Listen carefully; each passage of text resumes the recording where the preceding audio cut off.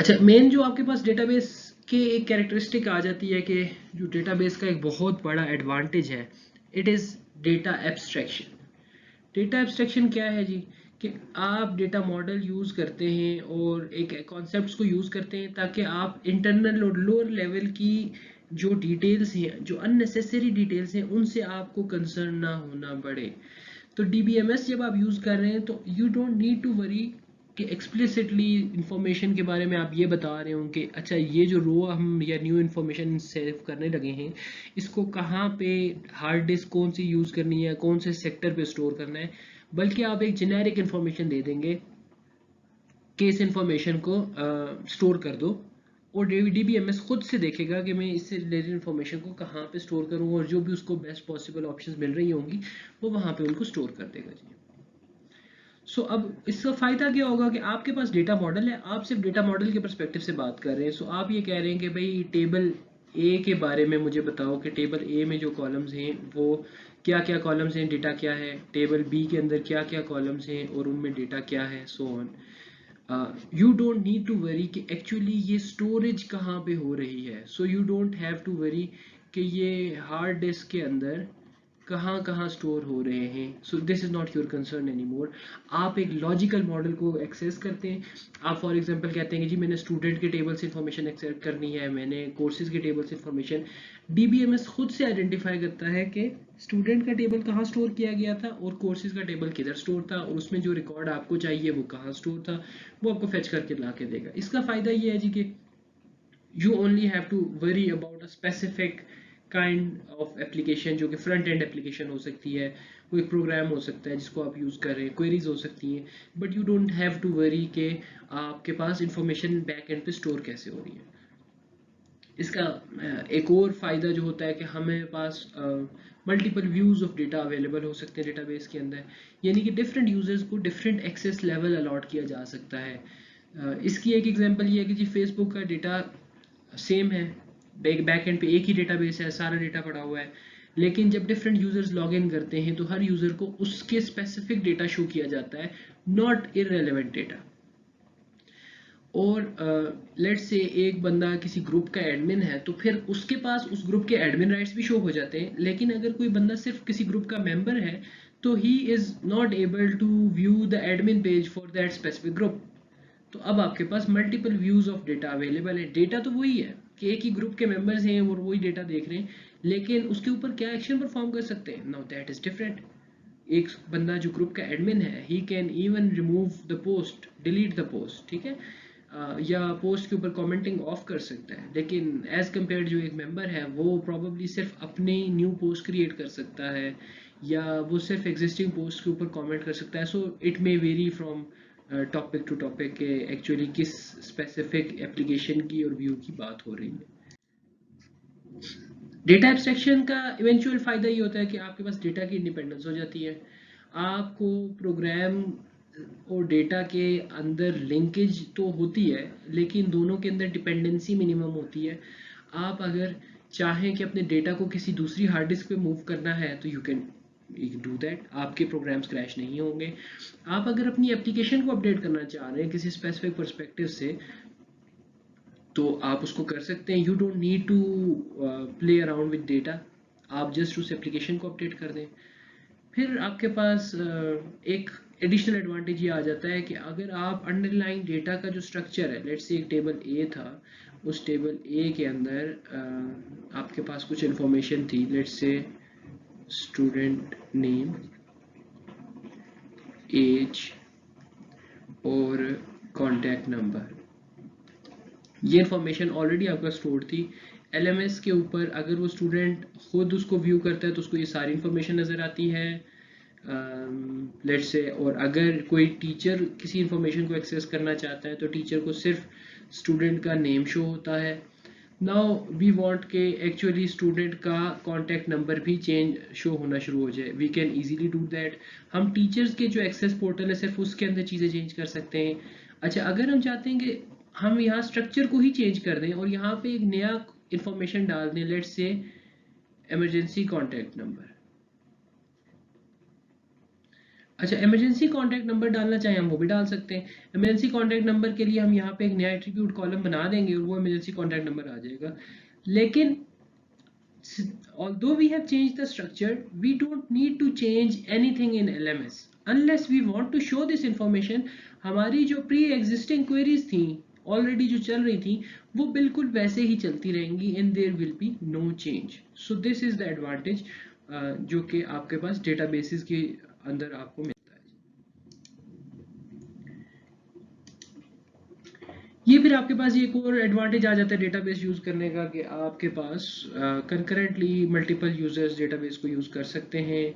और DBMS guarantee करता है कि जो भी एक्शन परफॉर्म हो उसको प्रॉपरली एग्जीक्यूट किया जाए और अगर उसकी सक्सेसफुल एग्जीक्यूशन में कोई इशू हो तो उसको कैंसिल कर दे और रेलेवेंट यूजर्स को नोटिफाई कर दिया जाए कि भाई कोई एरर आया है।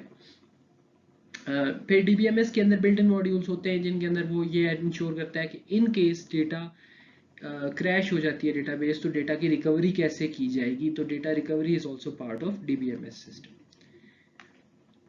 OLTP ऑनलाइन ट्रांजैक्शन प्रोसेसिंग बहुत मेजर पार्ट है डेटाबेस एप्लीकेशंस का कि ऑनलाइन जब आपके बिल्कुल real almost close to real time आपके पास सिस्टम्स रन हो रहे हैं।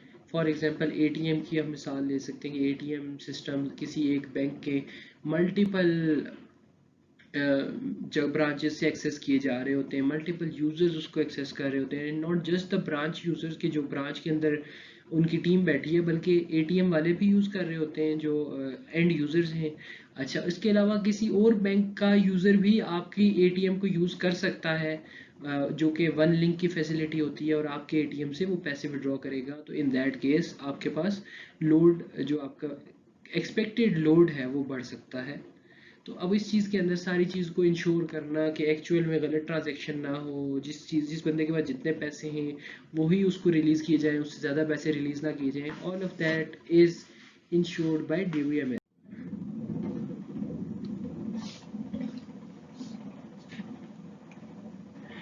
यूजर्स को हम डिवाइड कर सकते हैं जी depending on their role in a database system. It can be a user जो कंटेंट क्रिएट कर रहा हो। तो जो कंटेंट रिलेटेड यूज़र्स होंगे उसमें आपके पास आ जाएगा कि फॉर एग्जांपल वो यूज़र्स जो डेटाबेस में कंटेंट क्रिएट कर रहे हैं और वो यूज़र्स जो उस कंटेंट को यूज़ कर रहे हैं। नाउ फॉर एग्जांपल अगर एक ब्लॉगिंग की वेबसाइट है तो ब्लॉगिंग की वेबसाइट के अंदर कुछ ऐसे लोग हो सकते हैं जो ब्लॉग्स राइट कर रहे हो and then there could be users जो सिर्फ उन ब्लॉग्स को रीड करते हो। अगेन इसको डेटाबेस यूज होगी। अच्छा, for example we talk about social media. तो सोशल मीडिया के अंदर आप व्हाट्सएप की बात करें, फेसबुक की बात करें तो आप कुछ दफ़ा कंटेंट क्रिएट भी कर रहे होते हैं और sometimes you are using the content. So depending on the platform आपका रोल अल्टरनेट कर सकता है between user and the creator of the content. उसके अलावा जी वो लोग होते हैं जो डेटाबेस का डिज़ाइन और डेवलप करते हैं। डेटाबेस एप्लीकेशन रिलेटेड यूज़र्स जो हैं वो एप्लीकेशन को डेवलप करने में, उस डेटाबेस को डिज़ाइन करने में अपना रोल प्ले कर रहे होते हैं। ये टेक्निकल यूज़र होते हैं। These users include programmers, database designers and database developers. फिर उसके बाद DBMS वो सिस्टम है जिसने डेटाबेस को मैनेज करना है और एक प्लेटफॉर्म देना है आपको फॉर द एप्लीकेशन डेवलपर्स। तो DBMS के जो यूजर्स होंगे वो DBMS की फंक्शनैलिटी को डिज़ाइन और डेवलप करने में अपना रोल प्ले करते हैं। इसमें DBMS के जो यूजर्स हैं उसमें भी डेटाबेस का एडमिनिस्ट्रेटर भी आ सकता है जो कि ओवरऑल सिस्टम को मैनेज करेगा और DBMS के अंदर ऑप्टिमाइजेशंस के लिए अपना रोल प्ले करेगा। और उसके बाद इवेंचुअली आपके पास कंप्यूटर सिस्टम के ऑपरेटर्स आते हैं जो सॉर्ट ऑफ टेक्निकल यूज़र भी नहीं है और वो बिल्कुल लेमैन पर्सन भी नहीं है, बल्कि वो एक किसी कंपनी का कोई एम्प्लॉय है जिसको एक ख़ास पोर्टल बना के इसको कोई एप्लीकेशन बना के दे दी गई है and he has been trained to use that to facilitate different other segments of let's say customers.